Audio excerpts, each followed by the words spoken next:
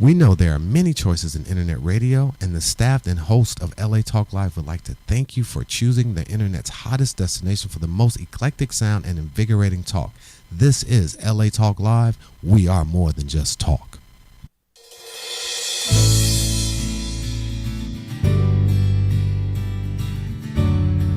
Welcome, ladies and gentlemen, to Join My House, inspirational reality show with a touch of recovery. A reality show where nothing is left unsaid. And no one is insignificant who says it. I'm joined here by our co-host, Lolita Robinson. How are you doing today? Author of Shaped by the Master's Hand. Welcome to another day of Joy in My House. I am very excited to be here. How about you? Looking dapper as usual. Thank you. Trying to keep up. These young kids nowadays, they're faster, stronger. And well, you know what? I kind of think that God has a sense of humor. You are surrounded by ladies. Okay? You know what, though? I have been since we started working together. Right. I got surrounded by these women that were just godly women. Mm-hmm. And you taught me such boundaries, and to have these boundaries that now I feel comfortable and not in anxiety or not having to be somebody I'm not in But do you feel situations. like God is doing healings with you in terms of your he relationship has. with women? Oh, yes. And we how talked you about it a lot. Yeah. We used to talk about that a lot. Yeah, he's used working with you to help me a lot in terms of dealing with men. He's surrounded me with a lot of healthy men to let me know that everyone is not abusive, and that the people that were instrumental in bringing harm into my life, he's also brought the men to bring the healing. So how do you feel that way about you? I feel the exact same way, especially with you introducing me to Christ and showing me, like we did in prayer earlier today. You showed me such grace that I had never known. I was always having an expectation, either having an expectation of women or the women were having an expectation of me that I wasn't going to meet, especially like with my mother, who thought I'd be an attorney or a doctor, and I was never good enough. So it's very difficult.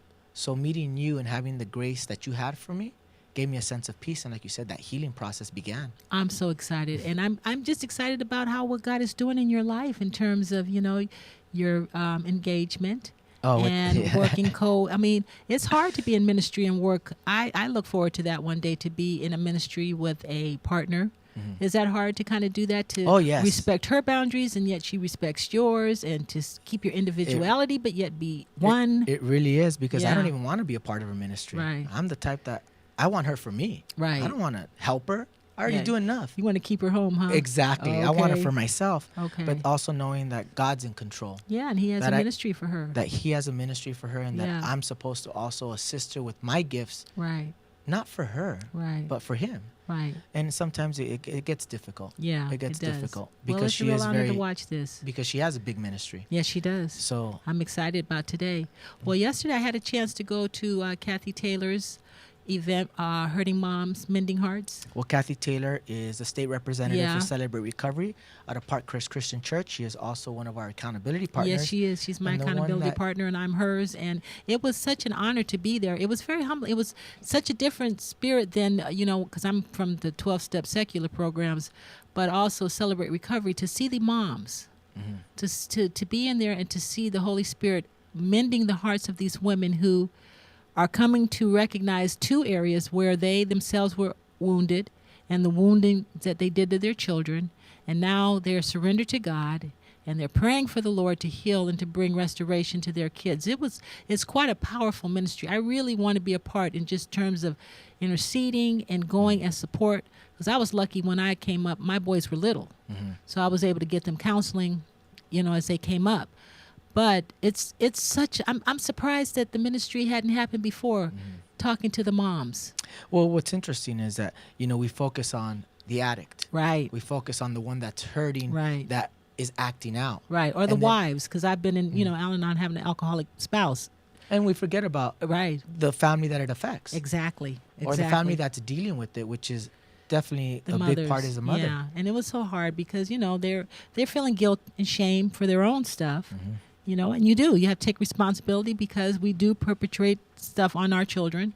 But God is such a healing God and such a graceful God. And this is what Kathy gave them, a lot of grace, not to, that God is the healer. So, well, what's interesting is that also that our last week's show, we rebroadcasted Trinda Lineback. She was the author of Closing the Door, But Not My Heart. That's right. And her son, Travis, was on the show, but then she got to come on the show and give her testimony. Yes, she did. Her side as being a mom. Right. And how she found God. Yes, she did. And that was very powerful. Yeah, God's been just knocking it out the park. I mean, he's really been bringing some really hard, painful testimonies here. But that's the audience we have. We have some people that are broken. We have some people that are going through devastating things. But I think today is going to be something that I'm going to be doing a lot of listening, because I don't have any expertise in this. I have a lot of respect for the women who we're going to be talking about today. Well, I hope that you out there listening and viewing are being a part of the joy that we have here on our house, on the network's website, on www.latalklive.com. Know that you can find us on Facebook /Join My House. If you like the Facebook fan page, you receive up-to-date lineups of guests and information. We also have an Instagram page where you can follow us on Instagram. We also have a Twitter page where you can tweet us with any questions or comments for ourselves or our guests. Right. But link up with us, engage with us. We want to hear your praise. We want to hear your challenges. And we hope that the guests that come on the show are touching your lives, are inspiring you as they inspire us week after week. Oh gosh, yeah. I mean, I am inspired. It just increases my faith, because nothing is impossible with the Lord. Nothing. It's impossible for us. You know, I feel like I want to control if I don't have the solution, but he's doing some stuff that's just powerful, people. It's all in him. It really and everybody's is. testing. We're talking about the same loving God. We're talking about Jesus Christ. We're talking about the power of the Holy Spirit, but how individually he works in each and every one of our lives. It's just amazing. It really is. Because we have a great show for you too, ladies and gentlemen. We have Kate Wendell. She is the founder of Cherish Ministries. It is a ministry to bring awareness for sex trafficking. When we come back, she's going to be in the studio live, giving her testimony and talking about an amazing event that she's putting on in the Antelope Valley. You're not going to want to miss. Ladies and gentlemen, this is Joy in My House. I want you to stay tuned. We're going to come right back. I may not have a brand new Frigidaire. My clothes ain't all fancy, and my car ain't brand new. But there is joy in my house. I've got joy in my house. There is joy in my house. There is joy. Hi, I'm Ro Williams, and I would like to invite you to join GospelRhythms.com every Sunday at 4 p.m. Pacific Standard Time, 7 p.m. Eastern Standard Time for our show, GospelRhythms.com Talk Live Radio. Join us as we celebrate Christians around the world in all genres of entertainment, as well as highlight interest stories on men and women who are making a difference and impacting their community. So don't forget to tune in to GospelRhythms.com Talk Live Radio exclusively on LATalkLive.com. You can also catch us on iTunes under R&B or watch us live on Ustream TV. We are reality radio, handcrafted for your listening pleasure. This is GospelRhythms.com Talk Live Radio on LATalkLive.com. We're more than just talk. We're heaven's party here on earth.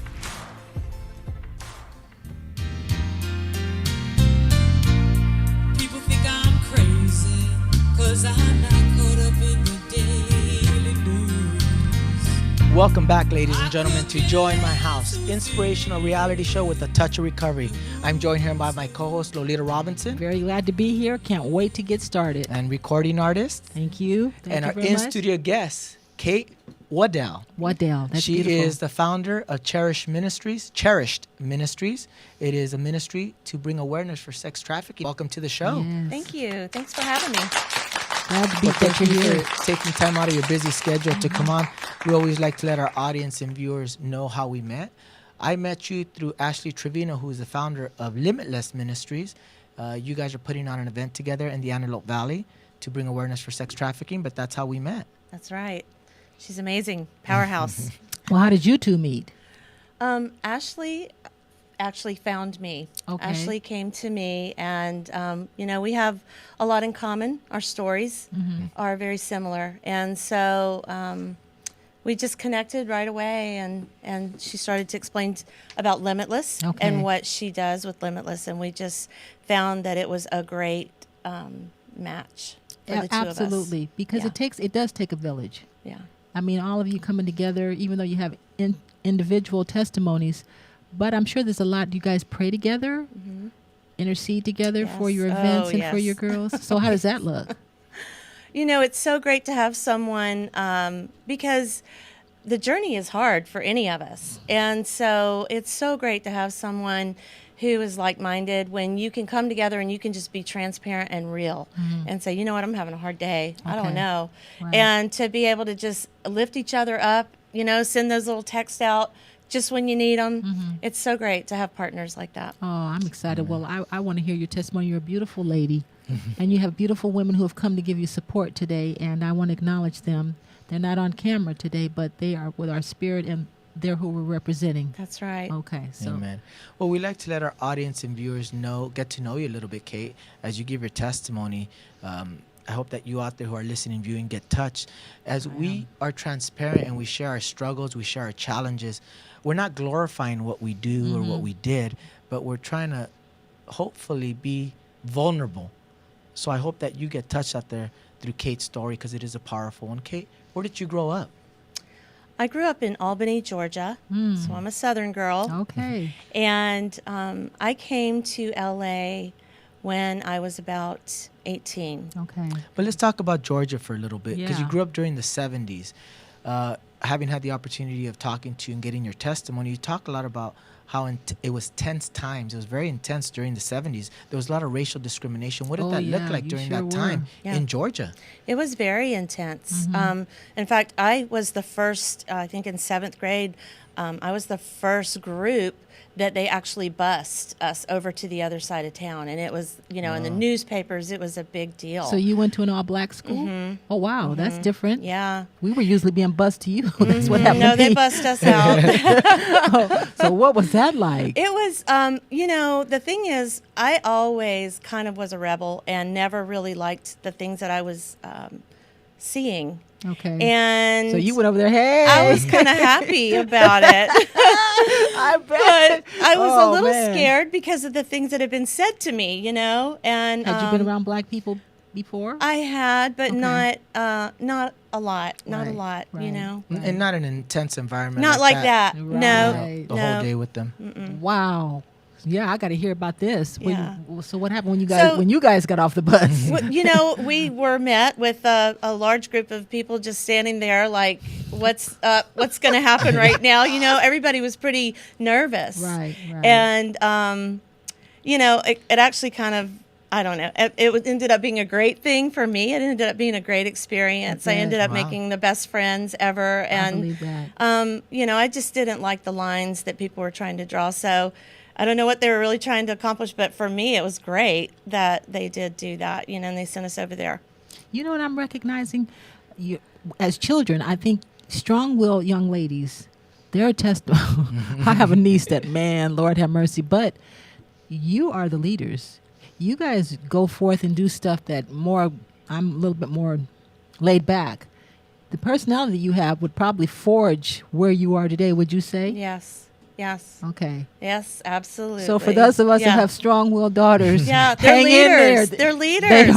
They are. Well, I can relate to that, because my daughter, who's 18, she has her own baby now. Yeah. The baby's already 1 year old. And Yeah. let me tell you, she's very stubborn. Yeah. But when she wants something, she does not stop. She wanted a job. She went and got a job. She works at McDonald's. Yeah. That's right. She went and found her job, was taking the bus before I bought her a car. She was taking the bus in the morning to go to work. And I was like, okay, you're really showing me that. In the future, you're- you guys do some powerful stuff, so I Right. can't wait to finish hearing this. Yeah. Well, let's talk about your home life. Your brother, do you have brothers or sisters? I'm the youngest of 5, and they're all much older than I am. So there was a 12-year gap, and then I wow. came along. So you're like the only child. It was like being an only child. It Right, really was, right. because they were in college by the time I came along. And so my mother was a Christian, and my father was an alcoholic. So Oh, boy. That says a it lot was there. it was different for So us. you watched growing her up. standing in faith, and so she took you guys to church? She did. She was very faithful. Every time the doors were open, we were there. Wow. Yeah. Well, let's talk about yeah. that, because your mother's a devoted Christian. Your father actually was also a talented musician. Yes. So you saw him as I really bigger than admired life. him. Yeah. I thought he was amazing. I mean, he could play any instrument. He never took any lessons. He could pick anything up and play it by ear. He was very talented, and he loved jazz, and I have a great love for jazz now because of probably that. But He was a very talented musician. He had been in the war, and Okay. So he's a veteran. He's a veteran, and he served our country, and he did the best he could in those days for Right. what he had to fight Endure, against. What he had to endure. So you probably saw, I think for my sons, because I was going to church too. My husband was drinking. Is it very conflicting to hear your Yes. mother serving? Does it look like a God who is not doing a doggone Yes. thing? Because my sons have kind of been like, Right. where, how was that Well, for you? because for anyone really, but for myself, Right. where was God? Because there's my father who's not going to church with us, and my mom who's telling me that this is where the answer is. This is the thing to do, and this is your life source right here. But this man that I needed so much from was absent in that way. And so to me, that's how I saw God. He must be somewhere out there, but sort of absent in my life. And is your father, does he kind of blow away the myth of the alcoholics or the skid row bum? He sounds like he's very charismatic. Was he that way, or was he not? Was he more towards real brokenness from the war, or? I think there was a lot of brokenness. He's not alive anymore. Okay. So yeah. I think that there was just a lot of probably trying to cover up the pain, Okay, yeah. just trying to suffocate that pain. Okay, very well said. And as addicts, that's the first thing we do is, the reality is so overwhelming to us, especially without knowing God, that we just can't handle it in our flesh. That's right. It becomes so overwhelming that we do anything to numb the pain. For him, his outlet, his acting out was alcoholism. But it didn't stop there, because it got deeper, because you got your first look into the sex traffic industry. At a very young age, you remember something very profound. Yeah. Let's talk about that.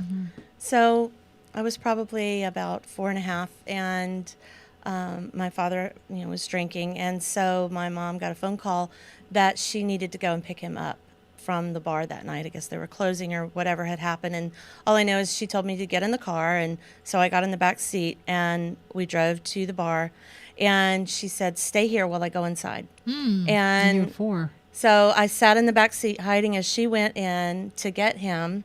And I remember looking out the window, and the feelings that I had, I was very afraid, because I was afraid of him finding out about him, where he had been. And, I was thinking as I was looking out the window, well, this is where he is when he's not with us. These are the things that make him happy. Oh, wow. And I'm looking at the front of the building, and there's an image of, the martini glass with the nude girl in it. Yeah. The neon sign.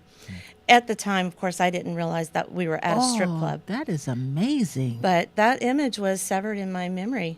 That this is what Daddy. I remember a real beautiful black Playboy playmate said that her father was distant, and she found his stash of pornography, and thought, well, if this is what Daddy wants, that's what she. Yeah. Had to become to get that validation. I don't think at the time you knew that was happening, but that was the seeds of the enemy. Wow, that's really powerful. And 4, you can remember that. I remember that.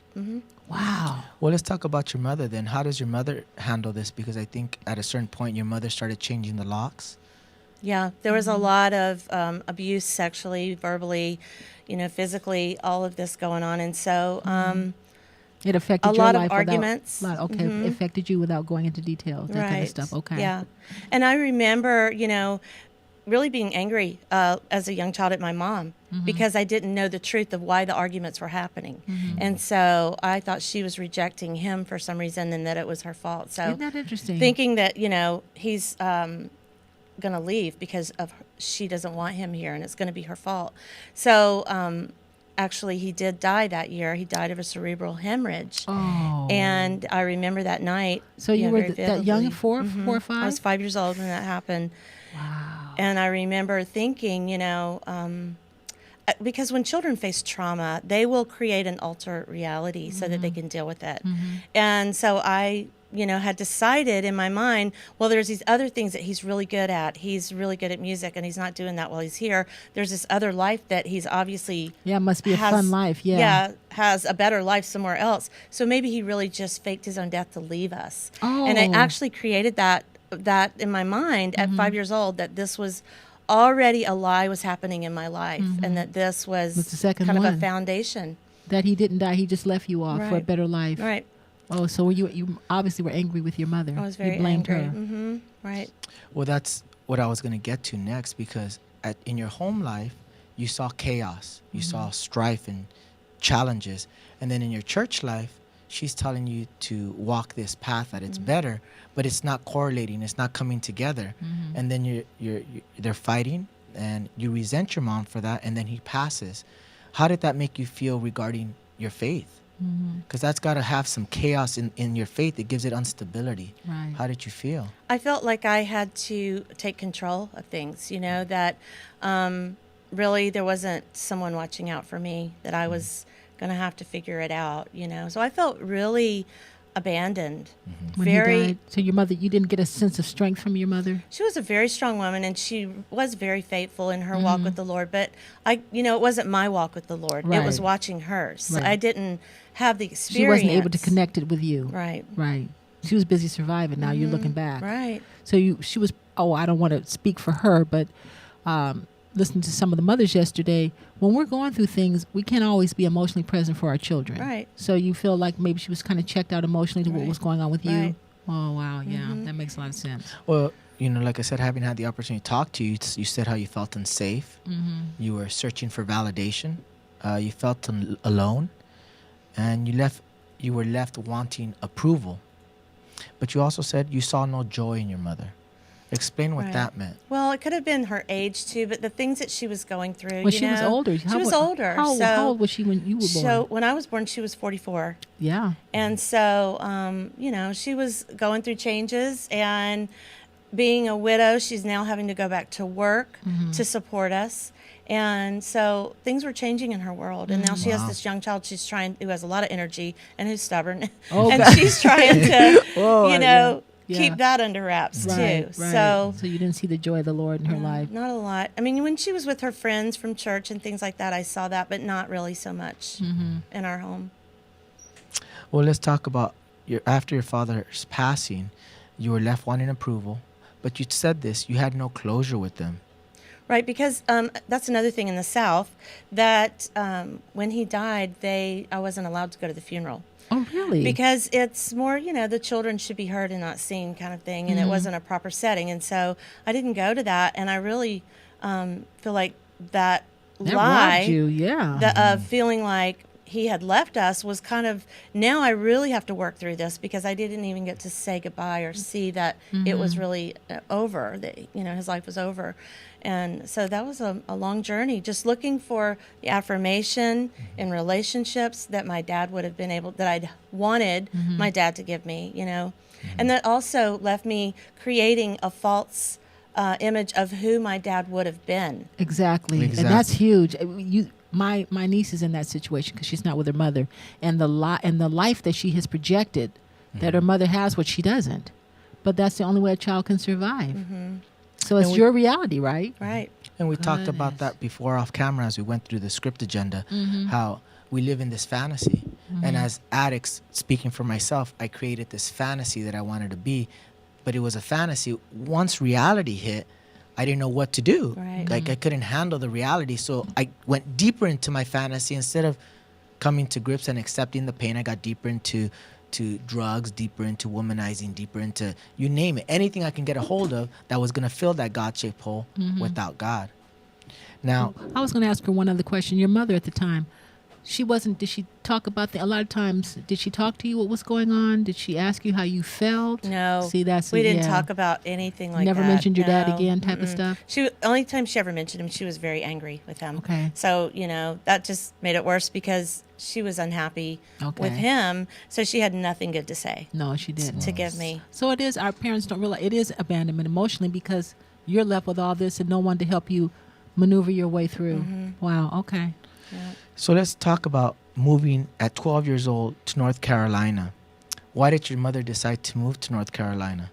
So my mom, now that we're alone in the house, she was feeling like it was time for a change for us. And my uncle and my aunt lived in North Carolina, my mom's brother, and he's a minister in North Carolina. He's retired now. And so she wanted to be, they had a huge social group of, their church was big and it was thriving. It was great. And it was a good move. And so we moved up to North Carolina to kind of change our atmosphere, be in a different environment. The geographical fix, you Right. know, but we take ourselves with us, you know. Well, were you angry? So what were you doing during that time? Were you acting out in little ways that she didn't detect? Yes, I started to. In fact, probably the first time I ever, you know, I was going to church a lot with her, but that was really the first time I even was introduced to drugs, was actually at my youth group. Okay, So. you know what? Say You it weren't again. the first one. Say it again for those parents out there that are not aware. If Yeah. okay. In the I youth was, group. yeah. We were going to youth group, but we were also, you know, having our fun too. We'd go and get high, and that was the first somebody at the church introduced me to smoking pot. So. Wow. Well, with all this change and this trauma in your life, and even just the move, it has to be traumatic, especially leaving your hometown where you felt at least somewhat safe or somewhat had some foundation there. You struggled in school. You struggled in school. You guys were not well off financially. No. So there was a lot of struggle and a lot of challenges. I always felt, you know, not good enough. I felt like my mother was older. I didn't have a dad. I wasn't a good student. I couldn't focus because of all the things that I had going on inside, and there was nowhere to put that, no one to talk to about it. Well, now, were you sexually abused by that point? Had that sexual abuse happened? After my father had passed away, being a young child with just a mother to look out, Mom couldn't always see everything that was going on. Absolutely. And other men in our lives, you know, took advantage of that. Wow. So that has a whole lot. I was abused by the time we moved, and there was so much destruction. People think, okay, well, you're sexually abused. Okay, so let's move on. And then that right there is soul killing. Yeah. So you had all this going on. And I wanted that changes. attention. There was a part of me said, then I feel guilty. Right. So I feel like things are my fault that are happening, and it's more shame, so I need to be quiet and keep it. Well, did you get anything out of the Black community? Is that going to shape your future? I did get a lot out of that. You know, one of the things, talking about being in the 70s, one of the things that did happen, I know, because I started to, all of my friends, you know, were Black, and I was dating different people. Girl, and so oh, man, your family. One time I got shot at by the KKK because I was with two of my friends, you know, two of my Black friends. Wow. Some guys. Wow. And so, a guy came after us with his gun, totally was shooting at us just because I was a white girl. Okay. Wow. Yeah. Okay. Well, let's talk about how you then went to your creative side. You weren't doing well in school. It was difficult for you to assimilate, especially with all the trauma.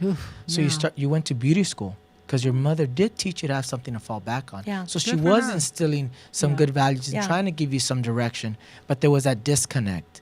How did you do? How did you feel? You know, she, because I wasn't a good student, I felt like college wasn't an option for me. And it's not for everybody. And we didn't have the money, and, you know, so we just didn't even talk about that. But she did see that I was very creative. I would, you know, I had a little white dog, and I would dye him colors. Now you're way ahead of your time. Now people are doing that now, but yeah, now it's the fad. Now you pay thousands of dollars to get that done. Back then it was just Kool-Aid, and you know. And that was all me. So I started that. I should be getting good. some. Okay, all right. So the dog was. And so she saw that, you know, I liked, and I used to do all my friends' hair, do her hair, whatever I could get my hands on. So she saw that, and she said, you know, let's see if she wants to go into the creative side. So we went to the beauty school locally and found out that was going to be a good fit for me. And so I went to school and became a cosmetologist. You could tell your haircut, your eyelash. I'm just looking at you going, boy, I want to, you know, that's true. Okay. Well, even through all that, you find some success, you find some direction. But still, you don't feel yourself. Yeah. You still don't feel yourself in your purpose. No, and you know, it was just a big party scene for me too. It was because I was always looking for something. I'm always for the looking. escape, for the fun, always. for the not wanting to be in the reality. Right. So you had two parts of yourself, right? The church side, you were still going to church, and then you had the other side that was wanting to fill that void. Fill that void. Yeah. So God just didn't register at all, right? No. What did Jesus look like to you at that time? For people who are trying to wonder, well, how can, because some of the mothers yesterday were crying, I raised my kids in the church and I just don't understand. What does Jesus look like to you? What did he look like to you? I think I was running from him, and I did not want him to see me. So I was trying to convince myself that I could hide. Because he couldn't take you in your broken state. In other words, No. you weren't good enough for him. No. So, oh, wow. And I didn't know what that would look like at all. His forgiveness or grace or any of that. I didn't have any idea for me what that would look like. And I was telling Joel, I said, you know, part of me was sort of on a self-sabotaging path, because I felt like, how can I ever really amount to anything with all this that's happened to me? Who am I going to be? So I may as well just, you know, ride this horse all the way, you know, and just let this thing go as far as I can take it. So there was a part of me that kind of wanted to sabotage my future. Okay, that's really well said. And you did, because you yearned for approval from men. You began to be promiscuous. Was this in high school? This was right after high school when I went to beauty school. So you were kind of just getting your wings under you, weren't really acting out. Well, I moved out of town. Okay. There was an illness. My grandmother got sick, and so my mom had to move back to Albany, Georgia to take care of my grandmother. So now I'm in North Carolina alone and going to beauty school. And so she helps me. I get an apartment. I'm living in that. Boy. And so now more freedom. Woo. And so, you know, up all night doing cocaine, going to beauty school during the day. And then things just, you know, it was a downward spiral. I just kept. And you still kept running, because you didn't stop there. You went on the road with the band. In Chicago, you had another traumatic experience as you were on the road. Well, how do you Let's how touch did you on get that with the real band? quick. Yeah. Let's touch on Somebody that. came into the salon and said that was getting their hair done, that a band they were affiliated with needed a lead singer. They needed a new lead singer.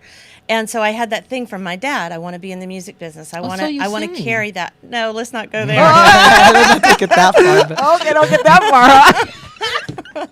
Okay. Oh, wannabe. We can go with that. Okay, I'll admit it. So they were looking for a lead singer. So what happened? So I did go on the road. I was excited, you know, and so I left my scissors, left my shears, and I took off, and I went on the road with this band. And so we were doing, you know, like the circuit with the hotels and, you know, cover band. And we were in Chicago, and I just, like I said, was always looking for a party. And that night there were some guys that came in the club, and they said there was a party going on afterwards. Did we want to go? And none of the other band members wanted to go that night. And I said, it's not going to stop me. I'll go. Oh, wow. And I know you had to be just perfect, a knockout for whatever is going to happen. Yeah. So you went to this party. I went with a bunch of strangers and found out when we got there it was about maybe 15 guys or something and me. Oh, no. And that was it. And so I realized right away what the party was all about. And no. So we were, you know, getting high and all of that. And I really just started to fight when things started to get heavy. They did, you know, their plan was to complete all of them to rape me. And so when that started to happen, started to unfold, and I realized, you know, I started to sober up for a second, and I realized what was going on. And I, one of the guys said, as if he was going to help me, I'll get you back to the hotel. But really, what his plan was to get me alone. To kind of, he's the one that was going to kind of groom you for what was to come. So he took me.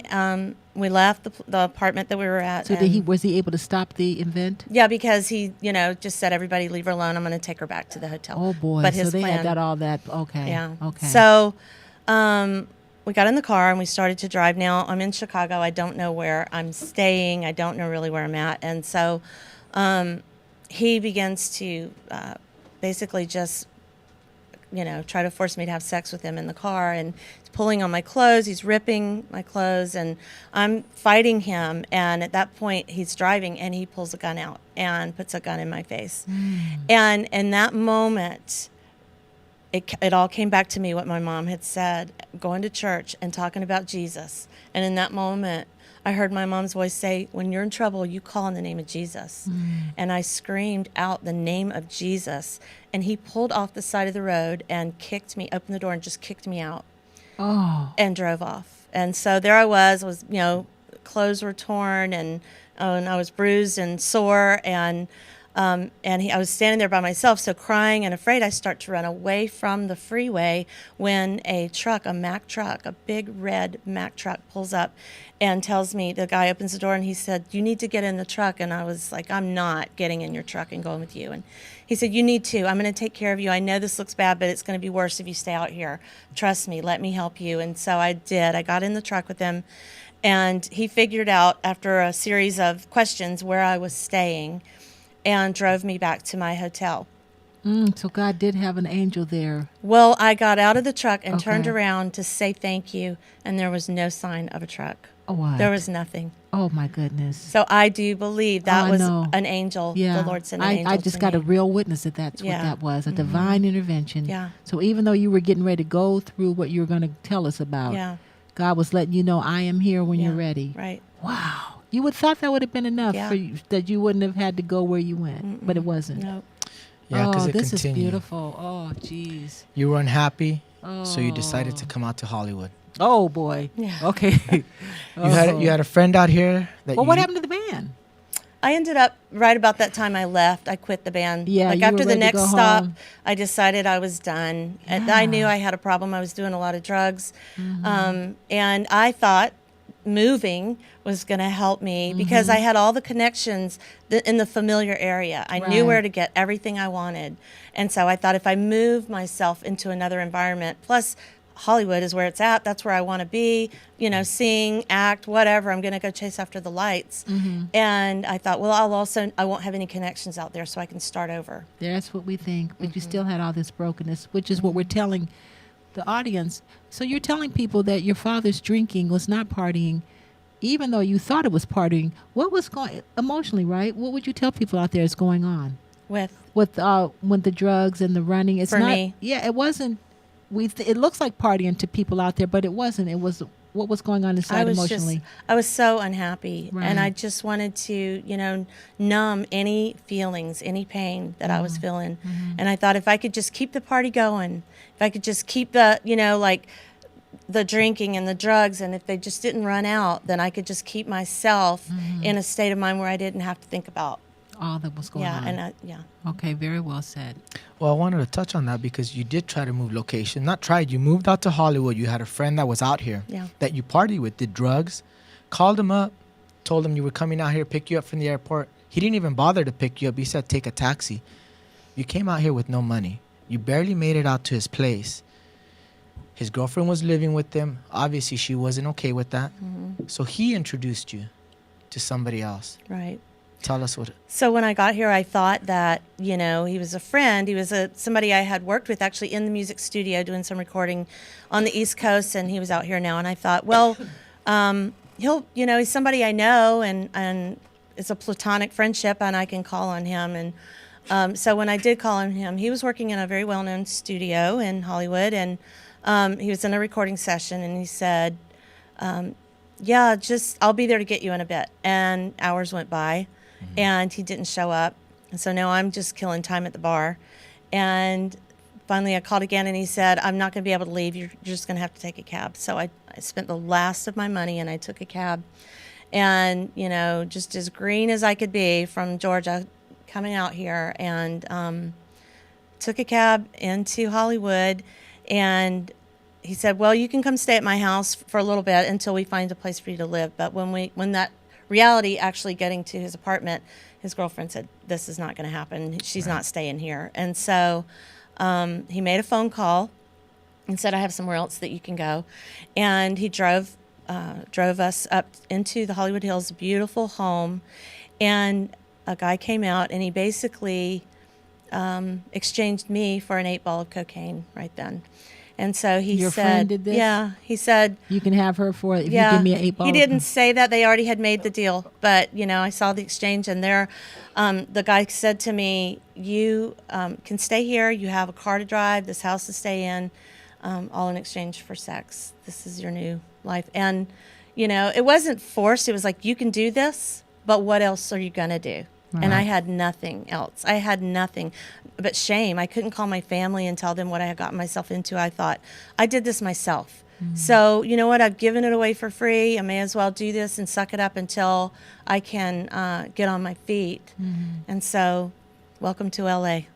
Wow. So that's how you entered into, well, he's going to ask you the question because sex slave, like you said, you know. But you talk about this, and you talk about those bonds, those chains, and they're not even physical. Right. They're emotional. Right.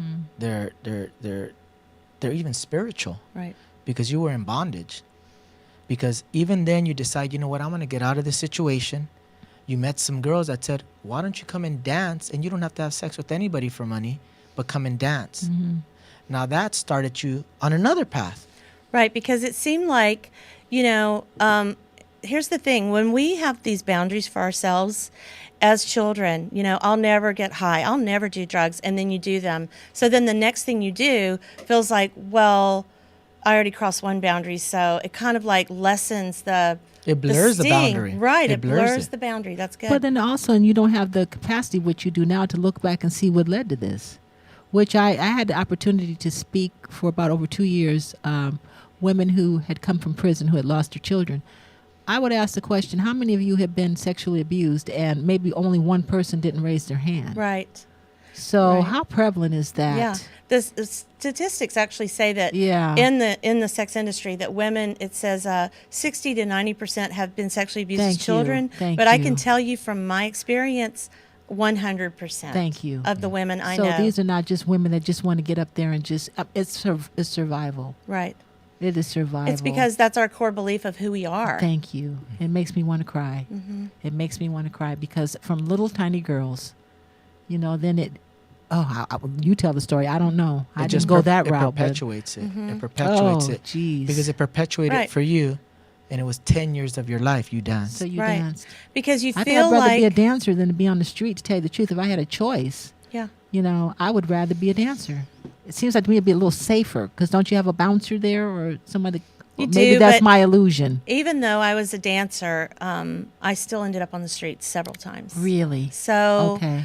How does that happen? Well, you know, making a lot of money in the dancing. Big drug addiction. Okay. You know, basically make enough money, get some drugs, party for the night, start all over again the next day, get a hotel room. You know. Well, because really, can anybody really do that? You have to have something to kind of numb yourself. I mean, can you get up there and dance every night and be clear-headed? I can't imagine that would. I'm just asking you. Women are the thing that kind of pulled me in was the fact that I felt like I was taking control. Okay. That there was some empowerment to it.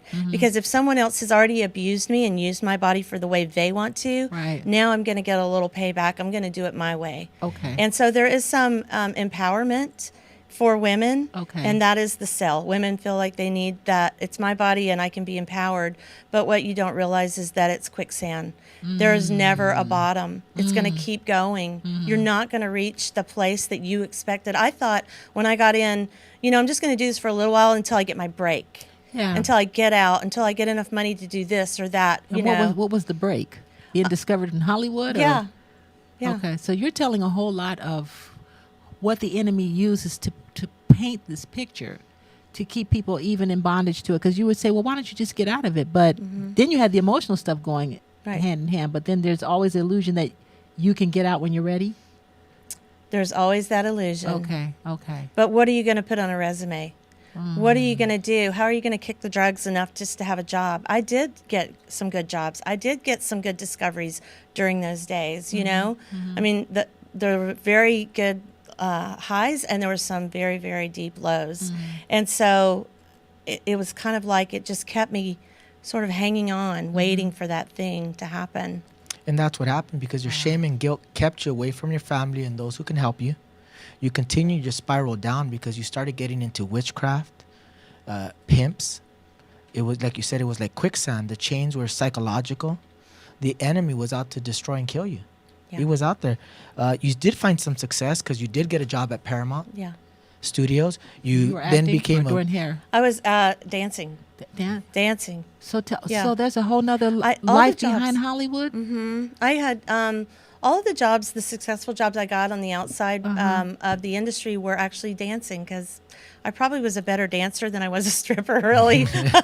Okay, so you were dancing for like their parties, for Hollywood parties? No, actually, I danced on the Party Machine. Oh. That was a show that used late night television that used to So come you're talking on. about real dancing, legitimate Real, dancing. legitimate, yeah. Okay, so you need to, because I'm thinking you're doing pole dancing. Yeah. So No. you were a legitimate dancer. Yeah, I did. I got some jobs doing that. Okay. I got a couple of jobs choreographing some films, although the films were B films and they were about the industry. Who cares? But Still, to get in that Yeah. business, that's pretty, okay. But I okay. couldn't keep the job. You Right. know, Right. I had such a drug addiction that I couldn't get up on time, or, I didn't take it seriously and meet the right people. The doors were open for me. I had the card, I could get in, but You couldn't keep I it didn't in. do it. I didn't do the right thing. Well, I'm sure Well, who else before gonna we go to actually- commercial break, Yeah. what we're going to touch on is your bottom. Before we go, because I do want to touch on this, because your bottom came when you got arrested for car theft and drug possession. And you called out to Jesus again, but it was different. Talk about that before we go to a commercial break. Yeah, and then I want to ask, because is your story very common to like a lot of the girls that you come across? I think so. Okay, that's why I wanted to ask that, so that people can know that she's telling the story, a lot of people's story, with individual little twists. Okay. Yeah. So your bottom, you get arrested, you're in prison, you're in jail, they're ready to send you to prison. Tell us what that was. Well, I like. was in Sybil Brand, which was women's correctional facility. It was a prison. So I got arrested for car theft and drug possessions. I left the club one night. I was working in a bikini bar in the beginning. What worked the first couple of months no longer worked anymore. I needed more money. I needed better clientele. And so it turned into, every level. And in those levels, that's where I met a pimp, and that's where I met a madam. And I worked for a lot of celebrities, and I had a good clientele. So all of these things happened while I was working as a dancer in the club. He had all kinds of little layers to go through, just little Oh, enticement, yeah. but it opens it into a whole nother world. Right. Wow. So I was working in one of the clubs that stays open really late, and it was probably about 4 o'clock in the morning, and I was headed home, and I went by my drug dealer's house first on the way home. Now, I was driving a car that I borrowed, and I was going to buy this car because I didn't have a car. I told the guy, I said, I'm going to make enough money tonight to pay for this car. Just let me take it to work, and when I get off, I'll pay you. And so I did. I made enough money to pay him for the car, but on the way home, I got pulled over by the police, and they didn't just pull me over like, I'm going to write you a ticket. It was like they called in backup, and cops were coming from every direction. On the bullhorn, they told me, get out of the car and lay down in the street. Wow. And this is in North Hollywood, and so I am, in my clothes from work, and I'm laying in the street, and they searched the car, they found drugs, and then I found out that the car was stolen. So I got arrested for car theft and drug possession, and they took me to Sybil Brand. Wow. So that was your bottom. Yeah, that was my bottom. Wow. But even in jail, even in prison, you called out to Jesus, and you wanted a miracle. You wanted Jesus to open. I wanted those the doors. Peter and Silas story or Right, something. You know, right. I wanted that to happen for me. I was like, you did it once, Lord. Can you do that? Just open the gates. Let me out. I will change. I'm in negotiation with the Lord now.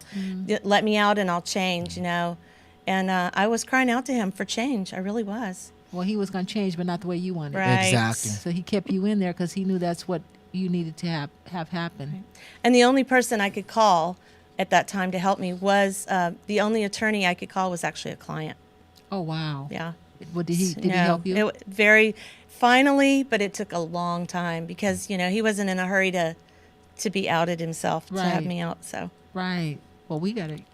Well, before I go to commercial break, I think we're just gonna have to go through it because on your 30th birthday, Grab got a hold of you. Because once you got out, you had no money, you had no place to go. Right. You went right back to dancing. Right. Even though you wanted change and you cried out to Jesus and you wanted that change, but you didn't know anything else. I didn't know where to go. We're gonna go right through. We're not gonna go to a commercial break. Yeah, 'cause On your 30th birthday, he grabbed a hold of you. You were trying to get legit, and everything was spiritual at this point. You wanted God to be molded into your image of Him, not who He really was. Talk about that. So, I had that upbringing about who God was. So in my heart, I knew that God was real and that Jesus died for my sins. I knew that in my You head. saw Satan too, I'm sure. Oh, I saw him. I saw him I know you many did. times with my eyes. That's what I wanted to say. Yes. Because we've been in the witchcraft and stuff. Yes. You know, you saw him. I saw him. Okay. And so, you know, I knew that God was real, but I kept trying to make, I just wanted to be spiritual. I didn't want to be a Christian. I wanted to be spiritual. And I wanted to pull whatever I could together that would make it your work own for brand. me. Yeah. Yes. It's a lot of people's Christianity or whatever their Yeah. walk with God is. Yeah. Okay. But he says there's only one way. Okay. There's only one way. Amen. You cannot create your own. There's one way.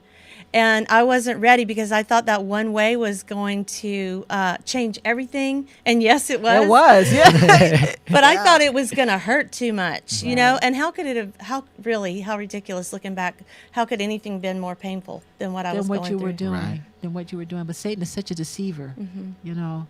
So who intervened? Let's talk about the chains intervened? being That's gone the word. and the lights turning on. Yeah. So I go back into the club. I finally get out of the prison. I go back into the club because I'm homeless. I have nowhere. I have no money. I have nothing. No one to call. So you live in the club? And so no, I go back to work. You know what I Okay. mean? You Right. can. It's a circuit. I mean, I traveled all over Vegas, Fort Lauderdale. You know, wherever the big weekends are happening or the big games are going. All you have to do once you're in the circuit and they know who you are, all you have to do is make a phone call and say, "Can I come to work today?" And they'll let you in. And so. You know, I could go anywhere I wanted and go back to work. And so I just called and said, I need to just come in and make a little money, and I'd show up. And so that day that I went back in, it was on my 30th birthday. And God chose that day to change everything for me. And I walked into the club, and it was if it's as if someone had turned the lights on, because I saw everything. I saw how dangerous it was. He took the blinders off. I saw how, you know, the things that I had put myself, I saw how it wasn't glamorous. There was nothing glamorous about it. And I saw everything. I saw how sad the clients were that were sitting there, how broken the girls were. You know, my heart broke for them. The things that I knew about them, I knew their stories, and it all came to life that day. And I went over to the DJ and I said, don't put my name up on the board, and don't, you know, put my music up. I'm not going to come. I'm not going to come on stage. I'm not going to do my set, and I'm leaving. And then I told the girls, and I gave them what clothes I had and said, just keep my stuff. I'm not coming back. But we always would do that. Yeah, I'm not coming back. Yeah, we'll see you. We'll see you next time, you know, and see you in the next club. And I said, no, really, this time I'm not coming back. I can't do it anymore. And I walked out, and that was the last time. But when I left that club, I remember, you know, I said to the Lord, if you would give me a way to make all this right, to meet those girls, to help them, to ever talk to these girls and tell them what they're in for, because these young girls, this fresh blood is coming in, you know, and I'm seeing what's going on, and I'm like, oh my gosh, it's a dead end. I want to help you, but I can't even help you right now because I'm in such a place, you know. But I said to the Lord, if I could ever help you, help, you know, these girls, God, you ever use me. Are young, they're beautiful young girls. I'm looking, so that, And so, you know, I went on with my life. And what did you do later? Did you do hair? I did do hair for a little while. I kind of, first though I didn't. At first I only knew one person who owned something outside of the industry. She owned a bookstore, and I asked her if I could go work for her. She let me go work for her, but I quickly found out that I was working in a psychic bookstore. I had that occult experience too, so you were in there doing that. Okay. Yeah, and that's when, you know, again, my upbringing, it all came back to me. Like, I felt the darkness in there. I felt that I had just gone from the fire, you know, into the frying pan kind of thing. I really hadn't. So Satan has all kinds of industries. You can be sexual, and then he can get you into the occult, which really brings you into spiritual bondage and warfare and stuff. So so how'd you get out of that? That's when I called on God again. I said, I need to get my life right. I don't know what I'm going to do, and I really just I want to change. And it's right about that time that I actually met my husband, and that's a whole other story. Well, we don't have a lot of time to touch on that, but you did meet your husband, and God was still showing you favor. God is good. I like it. Even through all this, He was showing you. But you felt like you were wearing a mask. You had nobody to talk to. You felt alone. So you started serving. You found a safe place to share because He asked you to give your story. And through, where was that? And this is what we're going to touch on. Okay. As you're sharing your story, you found some healing. Tell us about that. So it was really interesting. Now that I look back, I can see what God was up to. He was there all along. But I didn't see it then. That he, I felt passionate about women who were getting pregnant and not knowing what to do with their children, because I had had multiple abortions, and the Lord started to move on my heart there first. Thank you for sharing all this. And so I went to. What's that like sharing all this? Yeah. I mean, you were sharing stuff like, I went to Disneyland and then I had an ice cream cone. I mean, this is really heavy stuff. It is. And I can share it now because I am healed. Oh, and I am in Lord. a good place. And I know where my children are. And I know how He feels about me. And He's given you many more children. Yeah. A lot of daughters, huh? Yeah. Do you have any children of your own? I do. I have 2 amazing daughters who are both living out of the country right now. They're missionaries. What? And one's living in Israel, and one is actually in Thailand today. Wow. And glory be to God. What? And I have a son. I have a 6-year-old son. Wow. Yeah. Oh, Kate, this is a Well, what's story. amazing is that God used all that Whoa. that was meant to destroy, was used now to start your ministry, Cherished. Yeah. I don't have a lot of time, so I want to talk about Cherished Ministries. Tell us about that, because this story that you have, that God gave you credibility. Now you mentor these women. You taught them about not justifying, about not crossing boundaries, about giving them value. Because through your ministry, you also gave them a job. You do a jewelry line for these girls that give them a sense of value, for them to give back. Talk about Cherished. So I said I had that little prayer with God that day about if you never use me, and He called me back on that. It's been many, many years since I prayed that prayer, and 4 years ago the Lord called me and said, "I want you to go back. You can't," because I felt like I was still, even though I was going to church. You were helping mothers with their babies. I kind of interrupted that. You were kind of helping mothers who. Oh, I was working as a volunteer at a crisis pregnancy center. Okay. And they actually asked me to, at a fundraiser, share a piece of my story. And at that time, I was going to talk to at-risk kids in high school. The sheriff's department was now calling me to go and talk for them. The very people I was so afraid of. Right. Now Been they're there. using my story. And so it was through that I got a little boldness and started to share more of my story. So then 4 years ago, the Lord asked me to, to do something. Yeah, because I felt like I had become a Christian and I was walking this life. Now I'm married, raising kids, but I felt like I still had this huge secret that no one knew about at my church, anywhere. No one knew my real story. And that was so hard for me because it was who I was. It was everything I had been through, and I needed to do something with that. And I wanted to use it. So I didn't want to just hide it. And it was just more shame saying, at church, just come show up and be a good girl. No one told me that, but in my mind, that was what I needed to do. And so 4 years ago, I decided to come out with my whole story and start going back and reaching out to girls who are just like me. I have such a heart for these women. They're my sisters. And I tell them every day they're the strongest women I know. Because they do the work. That, looking at you all, you and Ashley. Yeah. I mean, I'm just so touched by this story. So you're going to ask about the home? How I know. Well, now you have 2 homes. We're running a little bit out of time, Yeah. but you have 2 homes. These homes are to help these women to bring sex trafficking awareness and to help them get out of this industry. Right. And you have this great fundraiser coming up. That is April 1st and 2nd. On the 1st, April 1st, you're doing a ministry event, and this is at the AV in Lancaster. Why don't you tell us a little bit about the event before we actually end the show, and we'll have a couple more questions right before. So the Limitless event is called Limitless, a Cherished Occasion. So that's you and Ashley. That's Ashley. Together. It's Limited, cherished. Yeah. Limitless is Cherished Ashley. Occasion. Okay. We're all getting tongue twisted right now. Okay. And so we are going to put this event on together. Ashley's already been doing this kind of thing, so she knows what she's up to. And we've always had dinners for our fundraisers, but I felt like this year I wanted to do something different. So Ashley came along right in time, and we decided to partner. This is going to be a 2-day event. the first night is going to be amazing speakers and music. The second night is going to be a fashion show. And I'm going to share, one of the girls from Cherish is going to do a spoken word that's going to blow your mind. And then one of the other girls from Cherish is going to share her story. So this is going to be so powerful. You're not going to want to miss this. Oh, this is beautiful. Well, for more information, I want you to go out and support this event, ladies and gentlemen. For more information, I want you to go to www.cherishedhighDesert.com. There's also a Facebook fan page that I want you to like. Facebook.com/Cherish High Desert for more information. That is a limitless conference, a cherished occasion. That is in the Antelope Valley at the College Theater. It's in Lancaster. I want you guys to support this event.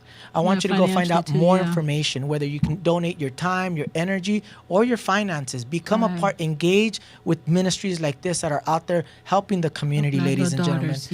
We do so much and we give so much overseas and all over the place, but yet in our own backyards, in our own community, we sometimes forget. So I hope that you out there listening and viewing become part of this amazing event. Go on cherish.com, cherishhighdesert.com, find out more information, like the Facebook fan page, cherishhighdesert.com. Engage, ladies and gentlemen. This is what we need. Before we let you go, Kate, we have to ask you. You have an amazing, powerful testimony. Now you're giving back through your organization, Cherished. Love to your family. For these young ladies who are trying to get out of the sex trafficking industry. You have a big heart. But it came with challenges. It came with struggles. It came with strife. It came with sacrifice. If we were to ask you, and this is the premise of the show, Joy in My House, what does joy in my house mean to you in today's day and age? I can say I finally have joy in my life. I have a purpose. I understand who I am, and that gives me joy that God is working through the pain that I've been through. He's using it, and I can say that in the Cherish House, we have joy in the house because chains are broken and we're being set free every day. One quick question. Your mom, are you reconciled with your mom? I am. Amen. My mom just passed away at Thanksgiving, but she's reconciled. You with know the what? King. I want to say that it was the prayers of my mom that I'm standing before you right now, that I'm able to even give my testimony, because I wouldn't be alive today if she hadn't been faithful to continue to pray for me. So there's no doubt. There you go. Ladies and gentlemen, this is Joy in My House. Kate, I want to thank you for coming on the show. The founder of Cherish. My co-host, Lolita Robinson.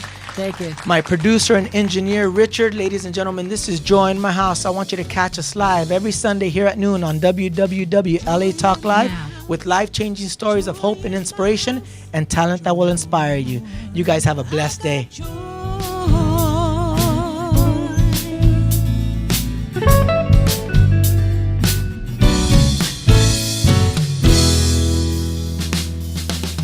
Thank you for tuning in to LA Talk Live, reality radio handcrafted for your listening pleasure. This is LA Talk Live, and we're more than just talk. Stay tuned.